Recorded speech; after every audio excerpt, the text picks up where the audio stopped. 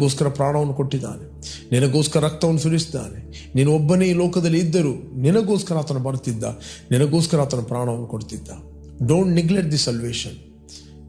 ನೀನು ಎಲ್ಲಿಂದ ವಾಚ್ ಮಾಡಿರ್ಬೋದು, ಒಂದು ವೇಳೆ ಹೋಟೆಲಿಂದವೋ, ಮನೆಯಿಂದವೋ, ಬೆಡ್ರೂಮಿಂದವೋ, ಅಥವಾ ಎಲ್ಲಿಂದ ವಾಚ್ ಮಾಡ್ತಾ ಇದ್ದಿ. ನನಗೆ ಎನ್ಕರೇಜ್ ಮಾಡ್ತಾನೆ, ಜೀಸಸ್ ಲವ್ಸ್ ಯು. ಯೇಸು ನಿನ್ನನ್ನು ಪ್ರೀತಿ ಮಾಡುತ್ತಾನೆ, ಆತನಿಗೆ ನಿತ್ಯ ಜೀವನ ಕೊಡುತ್ತಾನೆ. ನಿನ್ನ ಅಪರಾಧಗಳಿಗೋಸ್ಕರ ದೇವರು ನಿನ್ನನ್ನು ಒಪ್ಪಿಸ್ತಿಲ್ಲ, ನಿನ್ನ ಪಾಪದ ಶಿಕ್ಷೆಗೋಸ್ಕರ ದೇವರು ನಿನ್ನನ್ನು ಒಪ್ಪಿಸ್ತಿಲ್ಲ.